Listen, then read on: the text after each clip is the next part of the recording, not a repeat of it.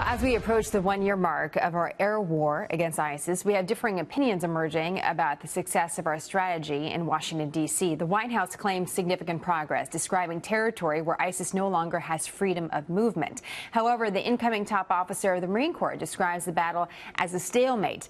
This as we expand the role of American forces in Syria by partnering with Turkey and now using drones as well. We're joined by Ben Collins, U.S. Army Special Forces veteran, Green Beret, who served 3 tours in Afghanistan. We're going to talk a little bit about Afghanistan as well.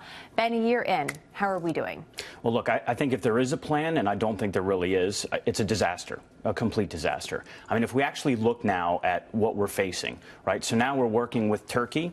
Turkey's finally allowed us to use their air base. Turkey is doing a couple strikes, but now that we're working with Turkey, our relationship and our alliance with the Kurds is put into some jeopardy. So there's one part of the Kurds that we're allowed to work with. There's one part of the Kurds that we're not really allowed to work with. And these are the one real fighting force that I think has been really effective.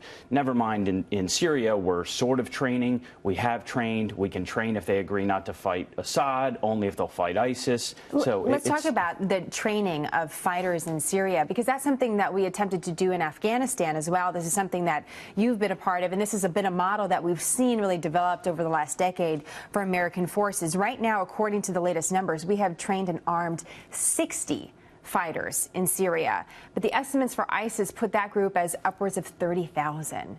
60. And it's not just 60, and I think the plan was to have 3,000.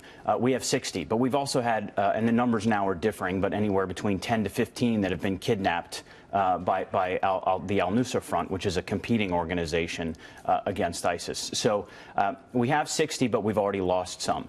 And that comes down to the sticking point where they have to agree. I mean, and this to me is so absurd. I mean, it's like I pinky swear that I won't fight Assad, that I will only go out and fight ISIS. And that was kind of the whole, reason to be that they existed, was the fight against Assad in the first place. So it's making it extremely tricky. But, at the end of the day, this just shows to me the absurdity of our plan that the administration has. How effective can our air campaign be? Because obviously we're expanding it in some ways, using unmanned aerial vehicles to take down these ISIS targets. But if that's just what we're doing, how effective can it be? So 2 things. I'd say one, intelligence has to drive operations, and so I think certainly with drone and our intelligence picture on the ground is extremely murky at best. And I think the reality is, of having close air support too, it's only going to be so effective because we don't have forward air controllers that can actually see the target, talk to the pilot, and drop with precision. There's a great deal of work that has to be done on the ground to Absolutely. make it effective. Tremendous. Yeah. So what do you think is our goal? If you had to advise, whether it's a group of American forces that have to somehow take the fight to ISIS, how would you explain the goal of our administration as you see it when it pertains to Syria? Yeah, in short, don't anger Iran.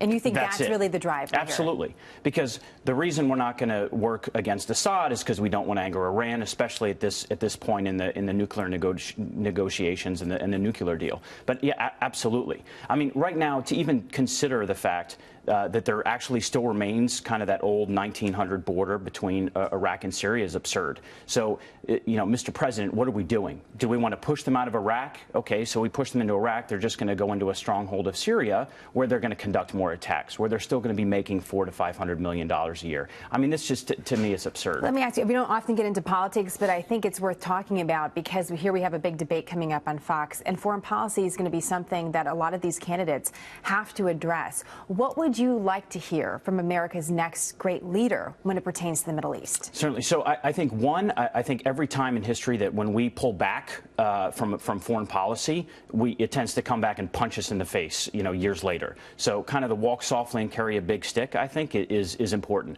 Also the layers of bureaucracy that we've put in place in every administration. I mean, it's become, the Department of Defense is the Department of Redundancy Department. How many memos and bureaucrats do we put in place of this thing? But I think if you strip all that away, the most important piece is, do we have the will to win? And right now, I don't think that's the case. And I'd like to see the next president actually show that we do have the will to win and recognize that this is a global threat. Forget 10 years. I mean, this is 10, 20, 30 years.